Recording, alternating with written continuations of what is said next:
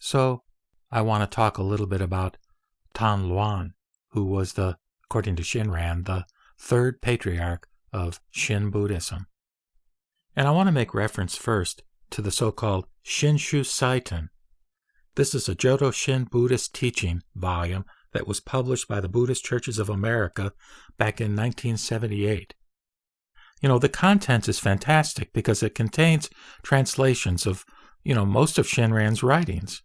Now, we have the more modern 2-volume set regarding Shinran's writings, and that is a wonderful, wonderful resource. But in any case, I want to poke my nose into this Shinshu Seiten, and as a prelude to Shinran's Hymns on the Patriarchs, where he talks about each of the 7 patriarchs of Shin Buddhism, there's reference to this third patriarch, Tanluan, whose name in Japanese is Danran. And it's noteworthy here, to my mind, that the first 2 patriarchs are Indian, namely Nagarjuna and Vasubandhu. So Tanluan is the first of the Chinese patriarchs of Shin Buddhism, or Jodo Shinshu. And in the Shinshu Seiten, it's noted that it is Tanluan, whose birth and death dates were 476 to 542, who gives first definition to the fundamental outlook of the popular Pure Land tradition. A famous scholar of the Madhyamika philosophy, he devoted himself to Pure Land Buddhism, and with a concern characteristic of the later Chinese and Japanese masters, worked on its propagation among ordinary people. His great scholarly accomplishment was to effect a union between the Pure Land teachings of the 2 Indian Mahayana schools. And here I believe what's being referred to is what was previously mentioned as the Madhyamika philosophy of Nagarjuna, who basically focused in and zeroed in on the idea of emptiness, or sunyata, and really, in a brilliant way, argued the philosophy of emptiness through a series of negations in terms of the fact that reality is not this, it's not that, it's not the other. And then, of course, the other was the Yogacara school of Vasubandhu, which was a mind-only school. So again, apparently what Tanluan was able to do was to integrate these, and also then integrate those wonderful early Mahayana schools with Pure Land teaching. And in terms of propagation, it's interesting that he had this impulse. Buddhism is not, by its nature, well, maybe it is a missionary-type religion, but it's certainly not a heavy-handed one, like some religions are, in terms of, going around the world sort of twisting arms, trying to get people to convert to our particular faith. But there is this impulse, and I think it's a generalized impulse with any sort of person of religion, a person who finds truth within a particular conceptual framework that resonates with their sort of inner experience of reality and of the nature of their own self and their own life. It's a natural kind of tendency to want to share that with other people. And again, hopefully, to my mind, in terms of my bias, to do so in a fairly soft, tactful, respectful way, which is, I hope, what I'm trying to do through my podcasts and through my YouTube uploads. Anyway, that's my thought about it and my hoped-for approach, and I hope nobody out there sees me as heavy-handed in that regard. But in any case, in his commentary on Vasubandhu's treatise on the Pure Land, Tanluan, the Shinshu Seiten says, reinterprets Vasubandhu's systemization of the Pure Land from the standpoint of emptiness, pointing out that the source of the 29 features of the Pure Land lies in the dual aspects of emptiness, the transcendent truth which negates all characteristics, and the potentiality which gives rise to particular forms. Thus he explains, quote, because the Dharma nature, or Dharmata, is stilled of attachment, that's S-T-I-L-L-E-D, is stilled of attachment, the Dharma state, or Dharmakaya, is formless. Because it is formless, it can express itself in any form. Hence the features of the Buddha and the adornments of the Pure Land, which are precisely the Dharma state. Close quote. So you'll recall, or you'll know, that the Dharmakaya, in terms of the 3 bodies of Buddha or the Trikaya doctrine, the Dharmakaya is the ultimate Buddha, Buddha body, which cannot be characterized with any words or concepts. It's beyond all words. It's inexpressible. But here Tanluan is equating it with Amida Buddha and the Pure Land. And as I'm reading it, what I would do in my own mind is kind of tie this in with the Heart Sutra that I've been reflecting on a fair amount recently.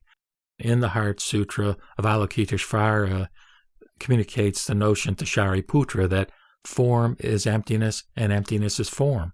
Form is no different from emptiness, and emptiness is no different from form. So we don't want to create a dualism, between the Dharmakaya and the Sambhogakaya and the Nirmanakaya. In other words, the three Buddha bodies. The three Buddha bodies are one. And so maybe this is one way we can view Tanluan's commentary there. But again, in the Shinshu Seiten, it says, in this way, Amida is seen as arising through the dynamism of emptiness, so that he is, quote, the body of real merit, working in this world of samsara with a virtue that is pure and true. As Tanluan says, quote, why is Amida's virtue not impure? Because it arises from the Dharma nature and is in accord with the two phases of the truth. Why is it not false? Because it embraces all beings and makes them enter the land of ultimate purity. Close quote. So in other words, according to the Shinshu Seiten authors, the adornment of the Buddha and the land are not inert symbols or representations, but rather they are the active embodiments of the truth, and as such they are the means and the merit that, quote, dispel the darkness of ignorance and fulfill all the desires of sentient beings, close quote. Moreover, because of this, quote, when we thoroughly examine the source of the 5 contemplative gates, we find that Amida is the decisive cause for attainment, close quote. Now, I don't know enough about Pure Land doctrine to be able to explain to you right here what the 5 contemplative gates are, but I would take these to be self-power practices, various forms of contemplation that earlier in the Pure Land tradition were part and parcel of the practice, and the repetition of Buddha's name was sort of one of many sort of focal points for concentration that was designed to, I guess you could say, purify the mind or help a being to attain enlightenment. But in the context of Shin Buddhist sort of doctrine or interpretation of these kinds of statements, the Shinshu Seiten says, it is here, in Tanluan's discovery that the true source of merit lies not in a person's virtue or in his or her perseverance in contemplative exercises, but rather with the working of absolute truth, that we see the true significance of Tanluan's reinterpretation of the Mahayana basis of Pure Land teachings. In focusing on those aspects which are most concrete and most active, he radically alters the role of the Pure Land practicer. Tanluan uses the terms self-power and other power to distinguish between a person's own efforts and Amida's virtue. So I guess that was correct that, again, the 5 contemplative gates relate to self-practice, and of course our Pure Land approach, whether it be an earlier form or the more refined form of Shinran Shonin, is definitely an other power kind of approach to religion or spirituality. So in the Shinshu Seiten, they assert that Tanluan points out that because self-power arises from the relative self, it inevitably involves the risk of deepening the illusory attachment whose suppression is the object of endeavor, and that its practicers are like silkworms fastening themselves with bonds of their own making. It is in the denial of self-power and in the free working of true compassion that liberation is to be realized. And what comes to mind here is something I read a long time ago. I think it may have been in Trungpa, and he's just, as many as his personal faults may have been, he's just a brilliant fellow who did have, I think, a very enlightened mind, so to speak. And he talks about ego, and I think it was in Cutting Through Spiritual Materialism, which is a great book you might want to consider getting.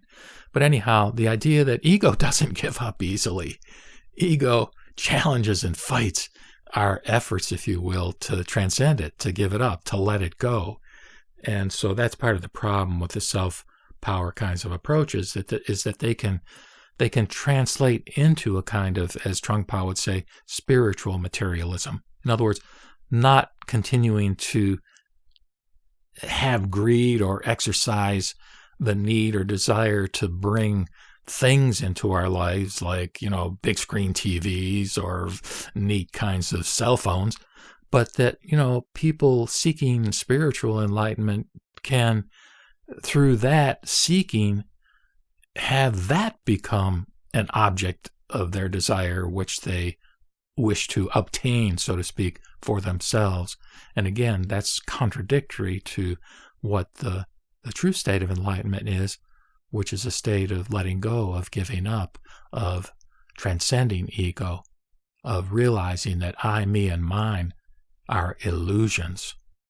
So closing out the Shinshu Seiten commentary here, they say, the problem for the practicer, then, is the cultivation of sincere and single-minded devotion, which is receptive of Amida's power.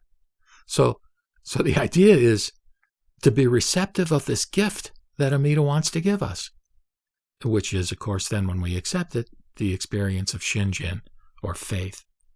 They say, this is accomplished by calling the name, which embodies Amida's virtue, with a realization of Amida's significance and with a faith that is pure, firm, and undistracted. So the name embodies Amida's virtue, and I think what Shinran says in terms of his interpretation is that it's Amida wanting to transfer merit to us, merit that is embodied in his name, in the phrase, Namu Amida Buts. And so, closing out here from the Shinshu Seiten, they say, in laying the groundwork for this shift of concentration from contemplative discipline to the attitude of faith, Tanluan transformed the Pure Land Bodhisattva practices into an independent way of enlightenment available to ordinary people. And my goodness, how critical was that? Because up until then, I would think that most of the Buddhist practitioners were monks, or people who could spend full time doing this kind of thing, and they had the opportunity for meditation. But listen, what I want to close with here, I've been reciting on my primary YouTube channel called Akala Akala, Gathas or verses, Gathas in praise of the Buddha Amitabha, composed by the Dharma teacher Tanluan. And these were translated into English by a fellow named Charles Patton. And again, remembering that Amitabha is one of two Sanskrit names for Amida, which means Buddha of infinite light, and his other name, of course, Amitayus, which is Buddha of infinite life. So again, I've been reciting these things that involve these verses, but what I didn't recite within the context of those particular series, which I think I put under the playlist of other Pure Land or faith-based kinds of teachings, what I didn't do was the chorus. And what I'd like to sort of close with here is the chorus from those verses by Tanluan to give you a better idea of where his head was at and how he was viewing the Pure Land kind of devotional orientation in the context of his studies and his integration of Madhyamika and Yogacara with the Pure Land school. So here we go with that. The chorus. Nama to the thought of taking refuge in and prostrating to that Western Buddha Amitabha. His commiseration is protection covering us, causing the Dharma seed to grow and develop in this life and the next. I pray that the Buddha will always gather us up.